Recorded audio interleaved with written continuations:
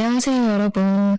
조금은 밝게 인사를 해보려고 노력하는 화려하게 싱글로 돌아온 40대 초반의 여성입니다. 몇 년간의 이야기를 어떻게 풀어볼까 하고 조금 소가리를 하다가 일단 글을 써야 이야기도 술술 나오겠다 싶어서 타자를 열심히 두들기고 있습니다. 제가 겪은 이야기는 정말 상상을 초월하는 이야기라서 감히 자신 있게 이야기를 해볼 수 있을 것 같습니다. 세상에 이런 일이 저에게 일어나게 될 줄은 몰랐지만 그 덕분에 이곳을 찾아와서 여러분들과 이야기를 나눌 수 있게 되었으니 긍정적으로 생각을 해보려고 합니다. 거두절미하고 지금부터 제가 겪었던 꼭 드라마나 영화에나 나올 법한 그 이야기를 시작해보도록 하겠습니다. 정말 세상에 이렇게 염치가 없어도 없을 수 있나 싶은 사람들을 만나보신 적이 있으실까요? 저는 세상에 이런 사람들이 다 있구나 하는 경험을 했습니다. 저희 아버지는 은행에서 정년을 보내신 분이시고 항상 청렴결백한 마음으로 일생을 보내셨던 분이셨습니다. 지점장까지 일을 하셨고 같이 일하는 직원분들에게 항상 윗물이 맑아야 아랫물이 맑다고 하시면서 누구보다 정의롭고 아랫사람들을 위해서 일을 하셨던 분이셨습니다. 그 덕에 저는 항상 아버지를 존경할 수 있었고 저에게도 늘 모범이 되어주시고 교훈이 되어주시는 교과서 같은 분이셨습니다. 저희 어머니께서는 평생을 전업주부로 살면서 아버지를 보필하고 자식들을 키우는 것을 제일 최우선으로 생각하시면서 보내셨던 분이셨습니다. 늘 따뜻한 밥 한 끼 먹는 것을 중요하게 생각하셨던 분이셨기 때문에 저는 집에서 보내는 시간이 가장 행복하고 즐거웠습니다. 부모님께서 저에게 사랑을 주신 만큼 저 또한 밝고 빛나는 사람으로 자랄 수 있었다고 생각합니다. 그렇게 유년 시절, 학창 시절을 보낸 뒤 저는 대학을 졸업하고 꽤 괜찮은 회사를 다니면서 여유를 즐기며 살고 있었는데 우연히 기회가 찾아오게 되었습니다. 급하게 회사 선배님께서 저에게 소개팅 자리가 갑자기 파투가 나게 생겼다면서 대신해서 자리를 나가줄 수 있겠냐고 물어보셨고 심심했던 저는 흔쾌히 나가겠다고 대답을 했습니다. 그 자리에서 저는 남편을 만나게 되었습니다. 저는 남편과 처음 소개팅을 하던 날을 아직도 기억하고 있습니다. 남편은 소개팅 당일 세심하게 코스를 짜왔는데 그 모습을 보고 괜찮은 사람이라고 느끼게 되었습니다. 제가 사실 결정하는데 어려움 있는 남자들을 싫어하는 타입이라서 이 남자가 일일이 코스를 짜오고 두 번째, 세 번째 대안을 짜온 모습이 마음에 들었던 것이었습니다. 남자가 칼을 뽑았으면 무라도 썰어야 하지 않겠습니까? 박력 있게 자기가 원하는 바를 딱딱 말해주는 사람을 찾고 싶었던 저에게 남편은 아주 괜찮은 사람이었던 거죠. 저는 땜질로 나가게 된 소개팅 자리이긴 했지만 둘 다 나이가 어느 정도 있었기 때문에 결혼을 전제로 만나보기로 결정을 내리게 되었습니다. 물론 저도 남편의 인상이나 성격에 호감이었으니까 남편이 저에게 결혼을 전제로 한 연애를 들이밀었을 때 오케이를 한 것이겠죠. 저희는 그 이후에 8개월이라는 시간 동안 서로를 확인하고 사랑을 느끼게 되어 결혼식까지 순리대로 올리게 되었습니다. 결혼식 자체는 양가의 축복 아래 정말 성대하게 치러지게 되었습니다. 아무래도 저희 아버지께서 은행 지점장을 하고 계시니 손님들이 꽤 많이 오셨던 것입니다. 저는 그 당시 백화점 화장품 매장에서 일을 하고 있었고 남편은 평범하게 회사에 재직 중이었는데 맞벌이다 보니 돈 문제에 있어서 크게 모난 부분은 없었습니다. 누가 더 벌고 누가 덜 벌고의 차이를 두지 않았고 우리 부부가 공익으로 돈을 관리하면서 대출금도 갚고 가게 생활도 잘 꾸리며 살기로 했습니다. 시작이 괜찮았던 만남이었기 때문에 사실 저는 결혼 생활 자체도 너무 행복하고 즐겁기만 할 것이라고 생각했습니다. 조금 마음에 걸렸던 게 있다면 남편의 엄마, 그러니까 시모는 시부와 이혼을 한 상태였고 남편이랑 시모랑 단 둘이서 살고 있다는 점이었습니다. 시몬은 딱히 일을 하거나 돈을 벌어오지 않고 있는 돈을 까먹으면서 살고 있는 사람이었습니다. 물론 결혼 전에 남편이 용돈을 주었을 수도 있고 자세한 건 모르지만 시모가 돈을 벌어서 생활을 하는 사람이 아니라는 것은 알고 있었습니다. 시부랑 이혼을 했을 당시에 시부 쪽 과실로 인한 이혼이었던 것인지 위자료랑 양육비를 꽤 받았다는 이야기를 뒤늦게 들어 알게 되었습니다. 시모는 그 돈을 그저 까먹는 데만 쓰지 않고 주위 사람의 권유를 받아서 부동산에 투자를 했다고 하더라고요. 저는 솔직히 투자 같은 건 무서워서 못하겠던데 시모는 과감한 성격인 건지 사람들의 말만 듣고 바로 투자를 진행했다고 합니다. 그 투자를 했던 땅이 뒤늦게 도로가 뚫리고 개발이 되면서 이익을 엄청나게 보게 되었고 사는데 부족함이 없을 정도로 돈을 긁어모았다고 하더라고요. 시모는 그 투자 하나가 잘 된 것에 기가 살아서 본인이 상당히 재테크를 잘하는 사람이라고 으스대는 걸 즐기고 사람들의 시선을 받는 걸 좋아하시는 분이었습니다. 저에게도 투자를 하고 싶거나 돈을 불리고 싶은 마음이 있으면 본인에게 와서 이야기를 하라고 하셨거든요. 하지만 제대로 공부한 사람도 아니었고 은근 팔랑귀인 부분이 있어서 주위에서 이게 괜찮다더라 하면 일단 투자를 하고 보는 리스크가 많은 투자를 하는 분이셨습니다. 저에게 으스대면서 통장에 돈을 쌓아두는 것만큼 바보 같은 짓 없다고 늘 말씀하셨지만 사실 부동산 투자라는 게 다 그렇지 않겠습니까? 어디가 개발된다더라, 어디에 뭐가 들어선다더라 하는 소문만 듣고 몰렸다가 이도저도 아니게 망하는 사람이 한둘도 아니고요. 그냥 시모는 우연히 주워들은 정보를 가지고 투자를 했던 땅이 재개발이 되면서 로또를 맞은 케이스, 그 이상 그 이하도 아니었습니다. 저는 저희 아버지께서 은행에서 오래 일을 하셨기 때문에 아버지의 투자 방식이 훨씬 더 마음에 들고 안정적이라고 생각을 하고 있었습니다. 단지 수익률은 시모보다 떨어질지 몰라도 아버지께서는 단돈 10,000원을 벌어도 손실이 나지 않는 곳으로 최대한 알아보고 일을 하셨습니다. 시모는 그런 단순한 노력도 없으면서 자기가 벌었던 돈에 대한 뽕으로 취해 사시는 분이었고요. 아무튼 집은 반반 대출로 얻게 되었는데 아버지가 일하시는 은행을 통해서 조금은 손쉽게 대출을 받아 얻을 수가 있었습니다. 사실 저희 부모님께서는 돈 싸들고 있어봐야 뭐하냐, 죽어서 들고 갈 것 아니라며 조금 도와주시겠다고 하셨지만 그 부분은 제가 딱 잘라 거절을 했습니다. 왜냐하면 돈이 있다고 투자를 외치시던 시모가 집을 구할 때가 되자 저희에게 단 한 푼도 도와줄 수 없다고 선언을 하시고는 바라지도 말라고 하셨거든요. 세상에 아파트를 매매하는 것만큼 실패한 투자가 없다면서 집값은 어떻게 될지 모르는 거라고 손해보기 싫다고 하셨습니다. 시모의 마음도 이해가 가지 않는 것은 아니었지만 아들이 결혼하는데 너무 매정한 것 같아서 서운함이 느껴지기도 했었습니다. 시모가 도와주지 않겠다고 선언을 한 상태에서 저희 부모님께서 도와주시겠다고 하셨고 저도 억울한 마음이 드는 것이 싫어서 거절을 했던 것이었습니다. 남편에게도 서로 양가해서 돕지 않겠다고 했으니 정확하게 반반 결혼을 하자고 했고 허례허식은 피하기로 결정을 내렸습니다.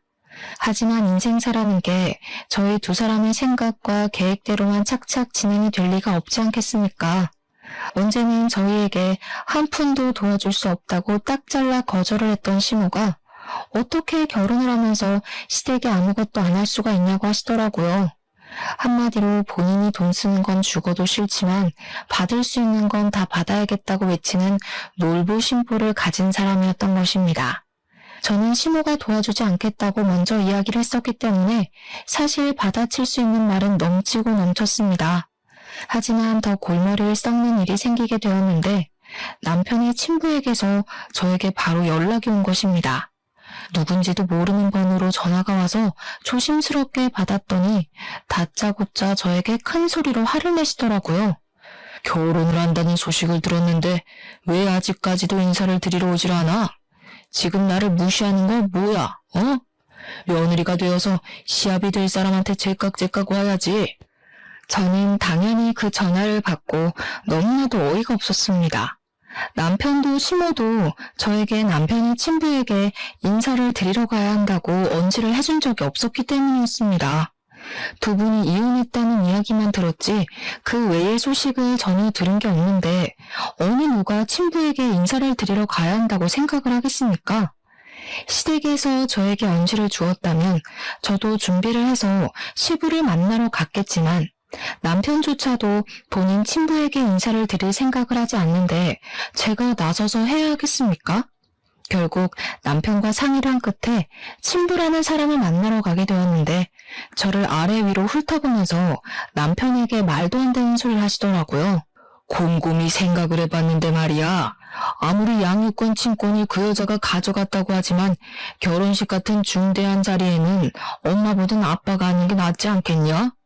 내가 친아비인데 혼주석에 앉지 못할 이유가 전혀 없지 않겠냐 이 말이야. 곰곰이 한번 생각을 해봐라. 아무리 그래도 엄마가 앉아야 하지 않겠어요? 네 어미가 혼주석에 앉겠다고 하든 내가 세장가 들은 거 너도 알지? 내 부인이랑 같이 혼주석에 앉는 것도 나쁘지 않을 것 같은데. 저는 그 대화를 듣고 정신이 멍해지는 기분이 들었습니다. 지금의 남편을 평생 키우고 함께 살았던 시모의 자리에 새엄마를 앉히고 싶다고 말을 하는 시부. 그런 사람을 누가 이해할 수 있겠습니까? 제가 그때라도 이 집안이 상당히 콩가루구나, 정상이 아니구나 하는 걸 느꼈을 때 도망을 쳤어야 하는데 말입니다. 사람은 참 미련하고 바보 같은 동물이지 않겠습니까? 이미 신혼집도 다 구해준 상황에서 그냥 이 상황을 모면해야겠다는 생각밖에 들지 않았기에 저는 필사적으로 대화를 다른 주제로 돌리려고 애를 썼습니다. 그런데 이 바보 같은 남편놈이 무슨 생각으로 그런 소리를 한 건지 시모한테 가가지고 시부 이야기를 고스란히 전달을 한 게 아니겠습니까? 이야기를 전해들은 시모는 노발대발 난리를 치면서 그 정신나간 인간이 노망이 난 것이 틀림없다며 분노를 감추지 않았습니다. 자기가 도대체 애 키우는데 뭘 해주는 게 있다고 혼주석에, 그것도 새 마누라랑 앉겠다고 난리야 난리를. 아버지 말로는 엄마가 어차피 재혼도 안 했는데 혼주석 한 자리를 공석으로 두느니 두 부모가 있는 아버지 쪽에 앉는 게 모양새가 낫지 않겠냐고. 그 쳐죽여도 시원치 않을 인간이 노망이 났네. 노망이 났어. 얘 며느리야, 너도 그렇게 생각하니? 대답 생각하고 잘해봐봐. 저는 정말 머리가 부서지는 줄 알았습니다. 제가 거기서 무슨 의견을 어떻게 더 내겠나요? 결국에는 시모가 양육권이며 친권이며 전부 들고 있었고 남편을 평생 키워냈으니 시모가 혼주석에 앉기로 마무리가 되었습니다. 물론 어떻게 보면 당연한 이야기인데도 불구하고 이 문제로 거의 3주간 시모와 시부가 싸우고 난리를 쳤으니 제가 얼마나 힘들었겠습니까? 시부는 마지막으로 저에게 상견례 자리에 시모가 떡하니 가서 앉아 있었으니 자기네 집안이랑도 만날 수 있게 자리를 마련하라고 했습니다. 저희 부모님께 그 이야기를 전달할 때 얼마나 얼굴이 화끈거렸는지 모르겠습니다. 결국 시부가 원했던 대로 결혼 전에 시부네 가족들과 함께 간단하게 언약식 비슷한 스몰 웨딩을 준비하기로 했습니다. 친구들 사이에서도 한동안 이슈였어요. 같은 남자랑 2번 결혼한 여자가 되어버린 거니까요. 부끄럽긴 했지만 그때까지만 해도 긍정적으로 생각을 하려 애를 썼습니다. 웨딩드레스도 2번이나 입어보고 아주 신선한 경험을 한다면서 정말 괜찮은 척, 즐기는 척 하는 척쟁이 생활을 하게 되었습니다. 저희 부모님께서 걱정하시는 만큼 제가 더 괜찮다는 모습을 보여드려야 할 것 같아서 말입니다. 하지만 이것들이 모조리 제 발목을 잡을 일이었다는 걸 그때는 왜 몰랐을까요? 다시 생각해도 조상님이 몇 번이나 이 결혼을 말렸었던 게 틀림없습니다. 그 사달이 난 이후에 시모는 그동안 시부랑 남편이 연락은커녕 서로 생사도 모르는 채로 지내고 있는 줄 알았는데 그게 아니었다는 것을 알게 된 것입니다. 알고 보니까 남편이 시모 몰래 시부랑 연락을 하고 지냈던 것도 모자라서 시부의 새 부인, 그러니까 새엄마와도 연락을 하고 지내고 있었던 것이었습니다. 남편이 야가 빠진 건지 뭔지 그동안 남편이 돈이 필요할 때마다 시부에게 연락을 해서 용돈을 받아서 타쓰고 있었던 것이었습니다. 시부는 용돈을 주면서 남편과의 관계를 유지하고 시모 몰래 틈틈이 만나서 밥도 먹고 시간을 보내고 있었던 것이었고요. 새 부인과 시부 사이에 자식이 들어서지 않았기 때문에 나중에 노후를 대비하는 마음에서 남편에게 효도를 바라고 있었던 것이었습니다. 본인들이 나중에 늙고 지쳐서 아무런 힘도 없고 할 수 있는 일이 사라질 때 본인들 수발을 들어주라면서 남편에게 돈을 주고 있었던 거죠. 참 그 부분도 어이가 없는 게 뭐냐면요. 용돈도 푼돈으로 주고 결혼할 때 한 푼 도움도 주지 않은 사람들이 그런 생각을 하고 있었다는 겁니다. 돈이라도 막 몇 억을 주었다면 당연히 효도를 해야 하는 건 맞지만 뭐 끽해봐야 가끔 밥이나 사 먹으라고 용돈을 주는 정도였던 걸로 알고 있습니다. 저한테는 시부의 행동이나 시모의 행동이 전부 영치가 없이 구는 것처럼 느껴졌다 이 말인 거죠. 게다가 저에게 용돈을 줬던 것도 아닌데 왜 우리 부부가 효도를 하길 바라는 건지 이해를 할 수 없었습니다. 나중에 이 사정에 대해 저희 집에서 전부 다 알게 되었고 정신 나간 거 아니냐는 부모님의 격한 반응이 나오기도 했었습니다. 제가 걱정을 하고 고민을 할 때마다 남편은 저를 안심시키면서 걱정하지 말라고 본인이 알아서 다 해줄 테니까 안심하라고 했었습니다. 하지만 여러분, 그 말이 그대로 잘 지켜졌다면 제가 왜 굳이 이 공간을 찾아와 이렇게 사연을 적어가고 있겠습니까? 시모고 새 부인이고 할 거 없이 저에게 연락이 와서는 주말에 뭐 할 예정이냐? 결혼도 했으니 둘이서만 놀지 말고 가족들끼리 같이 밥을 먹자고 권유를 하셨습니다. 시부의 새 부인이 저에게까지 연락을 뻗친다는 걸 알게 된 시모는 제가 그 가족들을 만나는 것은 자기를 무시하는 처사라고 절대 가지 말라고 반대를 하셨습니다. 사실 반대를 안 하셨어도 안 갔을 자리이긴 하지만 그 핑계를 대면서 시모는 주말에 저희 집에서 늘어붙기 시작하셨습니다. 아침에 찾아와서 오늘 어디 나갈 예정이냐 아니면 집에 있자 하시고는 제가 누구랑 연락을 하는지 꼼꼼하게 살펴보셨습니다. 저희 부모님께 이 고충을 토로했더니 제 걱정에 밤에 잠이 안 온다고 하시더라고요. 참 제가 못난 딸이죠. 신혼생활을 시작한 이후에 주말에 시모가 저희 집에 찾아오지 않는 날이 없을 정도로 매번 저희 신혼집을 방문하셨습니다. 이유는 뭐 당연히 시부와 새 부인을 만나지 말라는 명목이었으나 실상은 조금 달랐습니다. 주말마다 저희 집에 와서 살림에 참견을 하고 저를 못 시켜 먹어서 안달이 난 사람처럼 구는 것이 아니겠습니까? 예, 우리 아들이 얼마나 집에서 밥을 잘 먹고 다니는지 궁금해 죽겠으니까 밥이나 한번 거하게 차려봐라. 아니 그나저나 얘야, 집안 꼴이 도대체 이게 뭐니? 여자가 바깥일을 한다고 해도 청소는 잘하고 살아야 하지 않겠니? 이것부터 치워봐라. 그리고 집에 어떻게 과일이 하나도 없을 수가 있어. 우리 아들이 과일을 얼마나 좋아하는데. 물론 제가 맞벌이라는 이유로 집안 청소를 게을리한 것도 인정을 하고요. 제가 과일을 별로 좋아하지 않아서 사다 놓지 않은 것도 인정을 하는 부분입니다. 하지만 청소는 남편이 해도 상관없는 부분이고 더군다나 자기가 먹고 싶으면 사다 먹으면 되는 거 아닌가요? 저에게는 기준과 잣대를 두고 이야기를 하는 시모가 이해가 가지 않았고 그런 잔소리를 더 이상 듣고 싶지 않았습니다. 결국 이런 생활이 3개월 동안 내내 반복이 되자 저도 더 이상은 참을 수가 없어서 시모에게 냅다 소리를 지르면서 이야기를 했습니다. 그리고 시모에게만 해봐야 소용이 없다는 것을 깨닫고 시부에게도 연락을 드려서 말을 하게 되었습니다. 제가 한 이야기의 요점은 결혼식 혼주석에 앉은 게 시모이듯 남편을 평생 키운 사람은 시부가 아니라 시모인 건 틀림없다. 그러니까 우리가 최소한의 도리만 하고 살 수 있게 서로 양해를 해달라는 말이었습니다. 시모가 계속 시부에게 신경을 곤두세우니 가운데서 새우등 터지는 건 저뿐이었거든요. 제가 언제까지 양쪽의 눈치만 보면서 살 수는 없지 않겠습니까? 시모와 시부한테도 서로 알아듣게 잘 이야기를 했으니 주말에는 제발 집에서 가만히 시체처럼 쉴 수 있게 도와달라고 읍소를 했습니다. 정말 저희 부모님께도 그렇게 애원을 해본 적이 없는 것 같은데 말입니다. 제 말은 서로 제발 신경을 곤두세워서 누구한테 더 잘하는 만에 이런 소리 하지 마시라는 거예요. 저희도 이제 부부간의 생활을 시작하게 되었으니 존중해 주셨으면 좋겠습니다. 저희 부부 맞벌이로 일을 하고 있는데 저도 쉴 시간이 필요하다고요.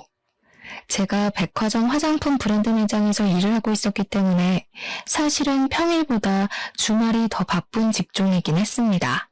그런데 제가 연차가 많이 쌓여 있어서 휴무일 조정이 쉽고 신혼부부라서 주말에 쉴 수 있게 배려도 받았단 말입니다. 하지만 시모가 매번 그렇게 찾아와서 저를 감시하고 있는데 어떻게 쉬겠습니까? 차라리 출근을 해야겠다는 생각이 들 정도였습니다. 백화점이라는 게 1년 365일 쉬지 않고 돌아가는데 오죽하면 출근을 해서 일을 하는 게 낫겠다고 생각을 하겠냔 말입니다. 제가 전화로 난리를 치우자 결국 시모도 시부도 저한테 불만이 쌓인 채로 휴전 아닌 휴전을 하게 되었습니다.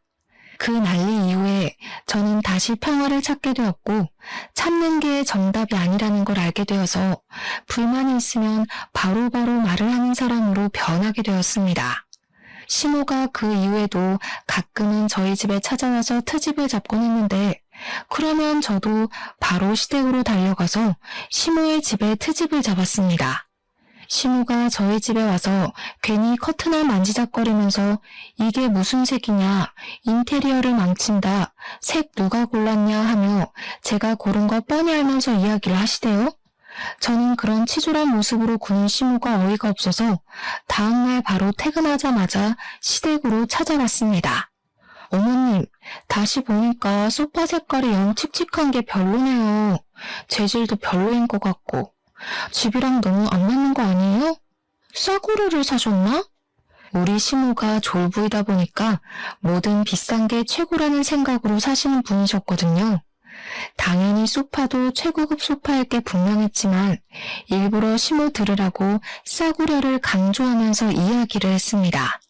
시모가 가전으로 트집을 잡으면 저도 가서 일부러 독일제 주방기구를 보고 이거 중소기업 거냐고 깎아내리기도 했고요. 저희 시모가 몸집이 조금 뚱뚱하게 있는 편인데 저는 사실 시모보다 키도 10cm나 크고 몸도 호리호리하게 마른 편이거든요.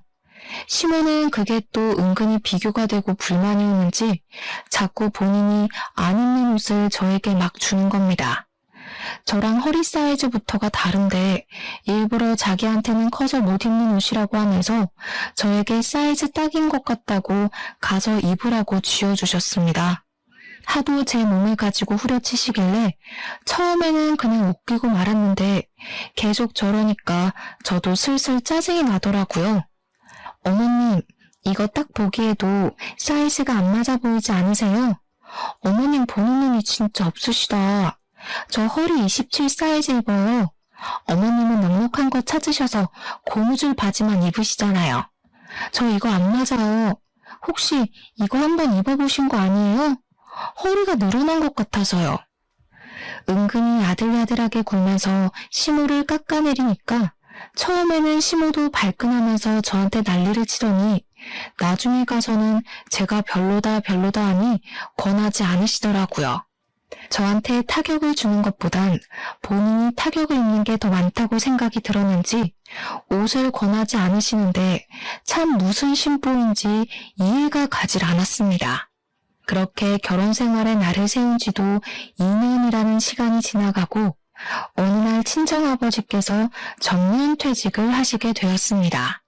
정년퇴직을 한 이후에는 퇴직금을 넉넉하게 받았기 때문에 그 돈을 어떻게 굴릴까 고민을 하시다가 친구분과 사업을 시작하셨습니다. 마스크 사업을 시작하시게 되었는데 그 이후에 전염병이 크게 돌면서 마스크 대란이 일어나게 되었던 것입니다. 아버지의 사업은 갑자기 급성장을 하게 되고 공장을 24시간 돌리면서 뽑아낸 마스크들은 불티나게 팔리기 시작했습니다. 오죽하면 24시간을 돌려도 수량을 맞추지 못할 만큼 바빠졌습니다. 아버지의 마스크는 퀄리티가 좋아서 단가가 조금 있었음에도 불구하고 없어서 못 파는 수준이 되었습니다. 친정은 순식간에 떼부자가 되었고 아버지는 이 대란이 얼마나 가게 될지 모른다며 투자를 하기 시작하셨습니다. 이리저리 발로 뛰어 알아보신 결과 마스크 사업으로는 부족할 수 있다면서 원단 사업까지 손을 대셨습니다. 마스크에 들어가는 필터와 직결된 의료 원단 같은 사업이었는데 신소재 사업이었기 때문에 아버지가 보시기에는 미래가 밝다고 생각을 하신 것입니다. 나쁘지 않은 투자임이 틀림없다고 확신을 가지고 투자를 진행하시니까 저는 아버지 걱정을 전혀 하지 않았습니다. 문제가 살짝 있었다면 아버지의 사업이 잘 된 이후에 남편이 갑자기 생전하지 않던 사업 타령을 하기 시작했던 것이었습니다. 자기도 사업을 하고 싶다면서 저에게 좋은 아이템이 없냐고 매일같이 물어보는 게 아니겠습니까? 저는 솔직히 당황스러웠습니다. 자기 사업 아이템의 구상조차 못하는 사람이 갑자기 무슨 사업을 하겠다고 타령을 하는지 말입니다. 제가 남편에게 사업이라는 것이 그렇게 쉬운 일이 아니다, 잘 되기도 어렵다 하면서 생각을 접고 회사나 잘 다니라고 충고를 했습니다. 아버지의 마스크 공장은 쉴 틈 없이 잘 돌아갔고 수입해온 의료 원단들도 각종 회사에 팔려나가기 시작했습니다. 마스크뿐만 아니라 아이들 의복에도 들어가기 시작했고 아버지는 점점 은행을 다니던 시절보다 더 바쁘게 움직이셔야만 했습니다. 아버지의 사업이 잘 되면 잘 될수록 남편은 자기도 잘할 수 있을 것 같다며 이유도 모를 자신감에 휩싸이기 시작했습니다. 그러더니 우리 아버지를 찾아가서는 부자재 사업이 하고 싶다는 식으로 말을 했다고 하더라고요. 아버지께서는 그쪽 일은 잘 모른다고 하시면서 부자재는 박리담이 아니냐, 초기 투자 비용도 만만치 않다고 말씀을 하셨답니다. 아무리 그래도 직장인인 최고 아니겠어? 사업하면 바쁘기도 하고 신경 쓸 게 한두 가지가 아니라네. 남의 돈 받아서 먹고 사는 게 얼마나 힘든 일인지 사업은 신중하게 생각해야 돼. 장인어른도 그 나이에 그렇게 성공을 하셨는데 저희는 제가 안 될 이유가 있겠습니까? 남편은 그 자신감이 점점 커지기 시작했고 저에게 뜬금없이 자기가 사업을 해야겠다고 하면서 한 달 생활비가 얼마나 드는지 혼자 계산기를 두들기더라고요. 제가 회사를 그만두기만 해보라고 절대 안 된다고 일을 드러내고 으르렁거렸지만 남편은 사업에 대한 미련을 접지 못했습니다. 한술 더 떠서 시모가 글쎄 남편에게 남자가 사업하면 좋지 않겠냐고 투자를 해주겠다고 선뜻 말씀을 하셨습니다. 아니 투자를 할 돈이 있으면 우리 집 대출금이나 좀 갚아주지 말입니다. 남편은 시모의 응원에 힘입어서 돌연 회사를 그만두고 퇴직금 받은 돈에 시모에게 투자받은 돈까지 더해서 부자재 사업을 시작했습니다. 마스크가 불티나게 팔리게 되면서 사람들이 액세서리를 찾기 시작했고 더불어 마스크 줄이 같이 팔리게 되었는데 남편은 그걸 노린 것이었습니다. 처음에는 투자받은 돈으로 열심히 공장을 돌려서 마스크 줄을 대량 생산을 하기 시작했는데 그게 마음처럼 쉽게 잘 되지 않았습니다. 그러다 보니 있는 돈은 자꾸 까먹게 되고 우리 집 대출금이며 생활비며 제가 버는 돈으로 해결해야 하는 건 안 봐도 비디오로 재생되시죠? 하지만 여러분들도 대충 알다시피 백화점 화장품 판매 사원이 돈을 벌어봐야 얼마나 벌겠냐 이 말입니다. 시간이 흐르면 흐를수록 생활비가 점점 부족해지기 시작했고 저는 남편에게 제발 사업에 그만 눈을 돌리고 직장 생활하면서 돈을 벌어오라고 부탁을 했습니다. 그런데 제가 그 말을 할 때마다 시모가 계속 참견을 하면서 저에게 핀잔을 주시는 게 아니겠습니까? 남편이 하는 일에 도달지 말아라. 어디 여자가 남자 바깥일에 신경을 쓰고 그러니? 알아서 잘 하겠지. 우리 아들이 얼마나 똑똑한 아인데 떼부자가 하루아침에 되냐? 결국 저는 몰려드는 압박과 쉴 새 없이 빠져나가는 돈 때문에 생활비가 부족해지는 위기에 봉착했고 대출금을 갚기 위해 아버지께 돈을 빌려야 했습니다. 그런데 아빠가 제 사정을 전부 들으시고는 아주 단호하게 그런 말을 하시더라고요. 대출금을 전부 대납을 해줄 테니 집 명의를 제 명의로 바꾸라고 말입니다. 남편과 상의를 해보고 진행을 해야 할 것 같아서 집에 돌아와서 아버지가 저에게 해준 말씀을 전달을 했더니 남편의 표정이 오묘하더라고요. 남편은 사업이 만만치 않음을 느끼고 좌절해가고 있었던 시점이었는데 아버지께서 집 대출금을 전부 갚아준다고 하니까 명의 따위 바꾸는 게 뭐가 대수냐고 당장 하라고 하더라고요. 그 이야기를 들은 시무만 뾰루통에 있었습니다. 대출금 갚아주신다니까 감사하긴 한데 명의는 왜 바꾸라고 하시냐? 누가 그 집 홀라당 까먹는다냐? 또 모르죠. 나중에 집 담보대출이라도 잡히면 큰일이지 않겠어요? 그 뒤로는 시모 말도 깡그리 무시했죠 뭐. 시모고 시부고 집 갚는데 돈 한 푼 안 보탠 사람이 무슨 할 말이 많다고 그렇게 참견을 해대는지. 아무튼 남편의 사업은 1년 가까이 침체기를 맞이하다가 아주 예상도 못한 시점에 갑자기 대박이 터지게 되었습니다. 그건 바로 남편이 외국의 캐릭터의 액세서리를 무리하게 계약을 해가지고 국내에 들여오게 되었는데 정말 뜬금없는 타이밍에 그 캐릭터가 인기를 얻게 된 것입니다. 국내에서 입소문을 타고 유명해지기 시작하자 팔리지도 않던 부자재가 미친 듯이 팔리기 시작했습니다. 남편은 마스크줄 판매를 바로 접고 그 캐릭터의 액세서리 위주로 공장에서 물건을 찍어내고 납품을 시작하게 되었습니다. 사업이라는 게 정말 한 치 앞도 예상할 수 없는 일이더라고요. 남편의 사업이 언제 침체기를 겪었냐는 듯이 갑자기 승승장구를 하게 되었습니다. 근데 우리 남편이 그 캐릭터를 무리해서 계약했을 당시 돈이 없어서 우리 아버지에게 투자금을 빌린 적이 있었습니다.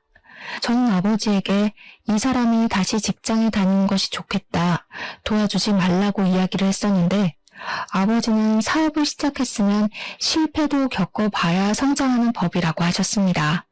그래서 꽤 큰 돈을 턱 빌려주셨는데 그 돈이 무려 2억이나 되었습니다. 그 캐릭터가 사실 해외에서도 그다지 인기가 있었던 캐릭터는 아니라서 부자재를 거의 독점으로 들여오는데 그 돈이 필요했던 것입니다. 그걸 아버지한테 빌려서 계약을 하게 되었는데 이젠 뭐 그 돈을 갚고도 남을 만큼 매출이 훌쩍 뛰게 되었습니다. 그런데 정말 반전으로 그때 저희 아버지의 사업이 갑자기 내리막길을 걷게 되었습니다. 아버지께서 신소재 쪽으로 완전히 눈을 돌렸는데 대기업에서 아버지의 사업 아이템을 훔쳐서 장사를 하기 시작한 것입니다. 대기업을 어떻게 개인 사업자가 이길 수 있겠습니까? 거래처는 물론이고 홍보며 소재 개발까지도 싹 대기업에 빼앗기게 되었습니다. 그때쯤 마스크 사업도 공장들이 풀가동을 하면서 수요가 확 줄게 되었고요. 아버지의 사업이 크게 휘청하게 되었는데 남편의 사업은 나날이 고공행진을 하고 있었습니다. 남편은 독하게도 남편의 공장이 아닌 다른 공장에서 카피해서 판매를 하는 그 캐릭터들을 전부 신고해서 완전히 시장을 독점하고 있었습니다. 인터넷에서 판매되고 있는 짝퉁 제품들을 하나하나 찾아서 신고를 하고 판매 중지를 걸고 있었던 것입니다. 그러면서 남편은 사업이 잘 될 줄 알고 있었다면서 다 자기 능력이라고 말을 하고 다니며 마치 투자에 성공한 시모처럼 으스대고 있었습니다. 허구한 날 무슨 술을 그렇게 마시고 다니는 건지 사실 남편의 사업은 부자재 사업을 하는 거라 그다지 뭐 접대할 일도 없었습니다. 그럼에도 불구하고 무슨 맨날 접대를 하러 다닌다고 하면서 집에 늦게 들어오는 건 물론이고 매일같이 술에 취해서 개가 되어 들어왔습니다. 저는 그런 남편을 잡고 부탁을 했습니다. 지금 우리 아버지의 사업이 많이 힘들다고 하는데 돈을 좀 빌려주면 안 되겠냐고 말입니다. 사실 남편도 저희 아버지에게 투자금을 빌린 게 있으니 갚아야 하는 게 도리 아니겠습니까? 그러자 남편은 자기도 많이 버는 것 같지만 직원들 월급 주고 하면 남는 게 없다면서 조금만 더 기다려보라며 자리를 회피하길 반복하더라고요. 아버지의 공장이 굴러가고 있긴 했지만 자꾸만 적자가 나는 상황이었고 결국에는 공장을 정리해야 할 것 같다고 이야기를 하셨습니다. 그래도 그간 투자가 불려놓은 재산이 있어서 크게 망하고 빚이 생기고 한 것은 아니었지만 저는 마음이 정말 너무 안타까워 어쩔 줄을 몰랐습니다. 남편에게 일부라도 투자금을 상환해 주기를 부탁하기도 했었습니다. 2억이 갑자기 생기면 부모님의 노후 자금으로 충분할 것 같다고 생각을 했기 때문에 남편을 붙잡고 진지하게 이야기를 한 것입니다. 남편은 알겠다고 하면서 매달 돈을 갚아 나가겠다고 약속을 했는데 참 나중에 아버지께 들어서 알게 되었습니다. 우리 남편이 투자금을 갚겠다고 하면서 매달 50만 원이라는 돈을 보냈다는 것입니다. 거기서 저는 이성을 잃었죠. 시모는 본인 아들이 매달 50만 원을 보내는 것에 감사할 줄 알아야지 가족들끼리 돈 문제로 얼굴 붉히고 따지는 게 아니라는 식으로 말을 하시더라고요. 저는 남편이 우리 아버지에게 빌린 돈을 갚아야 하는 건 당연한 거다. 어려울 때 도움을 받았으니 우리 아버지 사업이 어려울 때 도와야 하는 거라고 했습니다. 하지만 시모는 저의 그런 생각 자체가 틀려먹은 것이라고 이야기를 하는 것이 아니겠습니까? 하루는 시모가 우리 집에 참견을 하러 오셨다가 지갑을 두고 가시는 바람에 제가 시모의 집으로 오랜만에 방문을 하게 되었습니다. 사실 지갑만 두고 나오려고 했는데 현관에 있던 주문이 바뀐 걸 보고 의아해서 집으로 들어가게 되었습니다. 저 정말 너무 깜짝 놀랐잖아요. 시모네 집 가구며 가전이며 전부 새 걸로 싹 바뀌어 있었거든요. 어머님, 이게 다 뭐예요?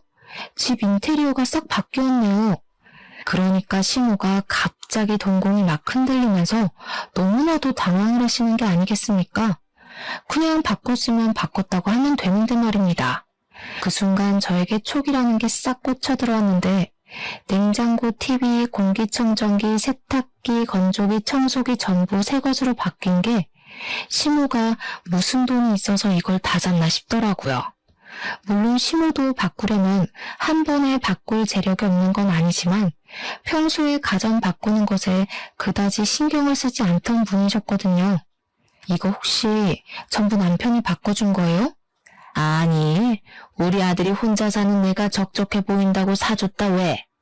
너무 당당하게 이야기를 하시는데 우리 아버지한테는 돈 없다고 한 달에 고작 50만 원 보내는 주제에 몇백, 아니 몇천만 원을 줘가면서 시댁 가구를 바꿔준 게 말이 됩니까? 그것도 멀쩡하게 잘 쓸 수 있는 상품들을. 죄다 새 걸로 교체를 했다는 게 사치 그 이상도 이하도 아니게 느껴졌습니다. 저는 그때 남편에게 정말 조금 남아있던 정까지 모두 다 털려버렸습니다. 저는 바로 친정으로 찾아가 이 모든 사실을 이야기를 했습니다. 아버지, 나 이혼하고 싶은데 지금 살고 있는 집 명의가 제 명의지 않겠어요?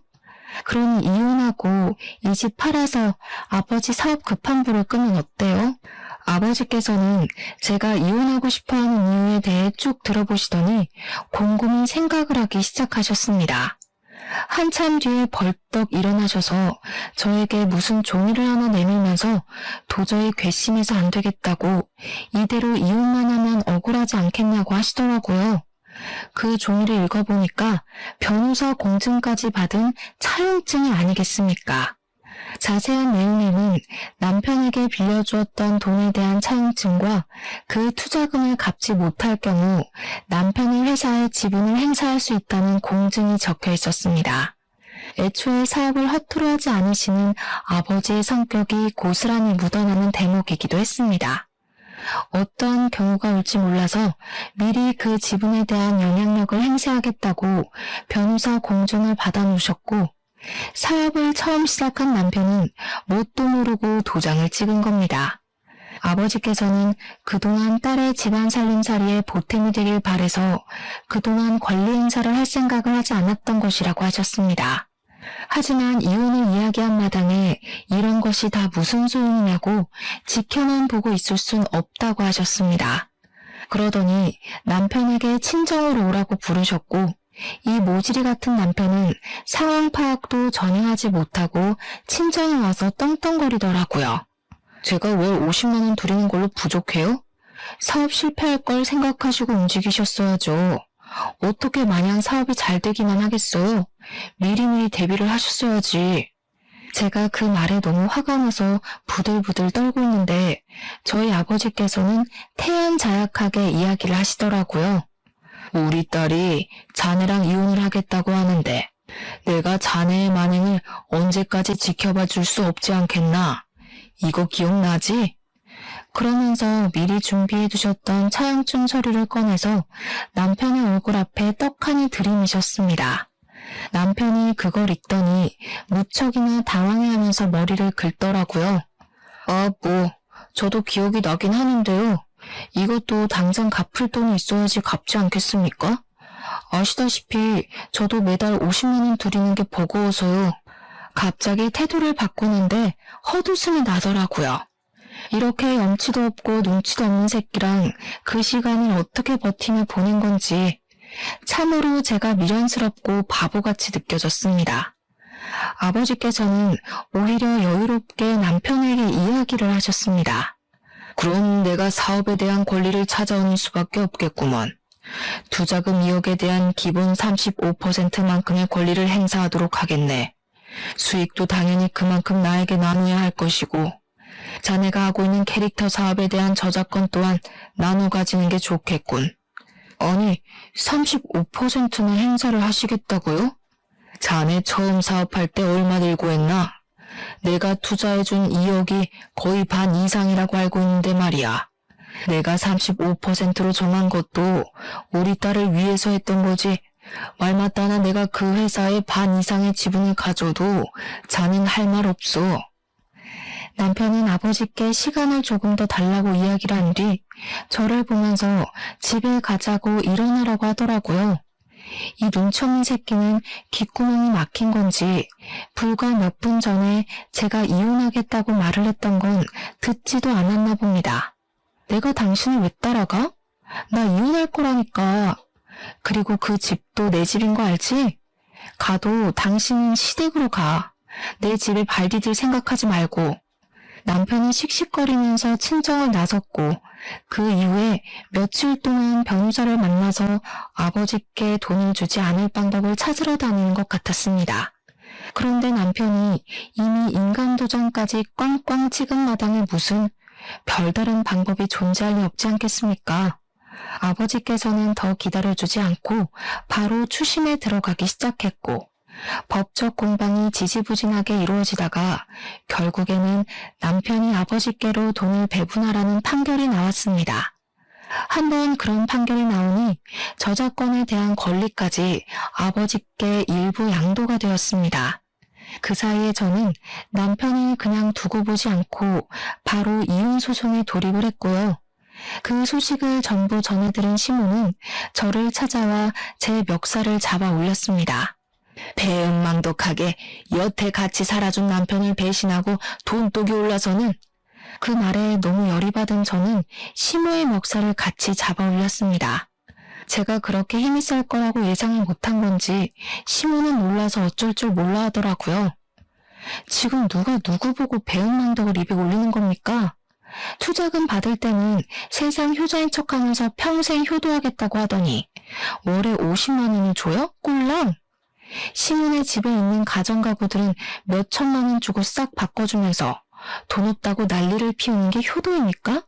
그러면서 멱살을 잡고 흔드는데 제가 시모보다 좋기 10cm는 더 크니 시모가 바람에 부는 갈대처럼 흔들리더라고요.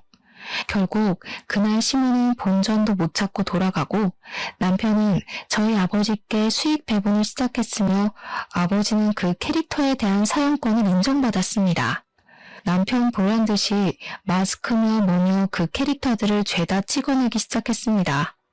거기다가 일부러 다른 업체들이 사용할 수 있도록 저작권의 다중계약을 찍어내기 시작했습니다. 당연히 아버지께서도 지분을 인정받았기에 법적으로 아무런 문제가 되지 않더라고요.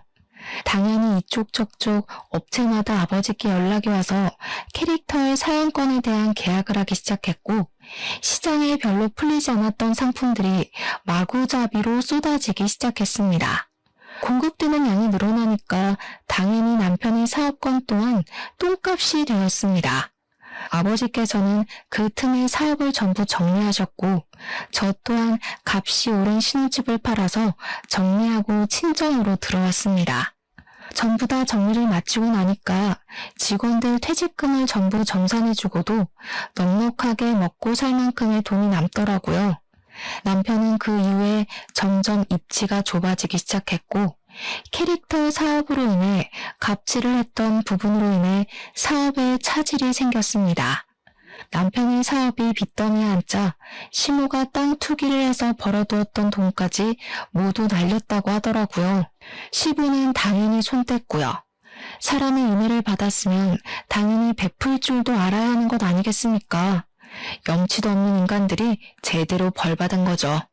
개구리 올챙이적 시절 기억 못한다고 남편과 시모가 결국 이사달이 나서 쫄딱 망할 줄 알았습니다. 제 속이 시원해지고 나니까 이렇게 속풀이 사연도 올려볼 수 있게 되었네요. 모쪼록 평안한 하루 보내시고 받은 게 있으면 그만큼 베풀 줄도 아는 여러분이 되길 바라면서 이만 글을 줄이겠습니다.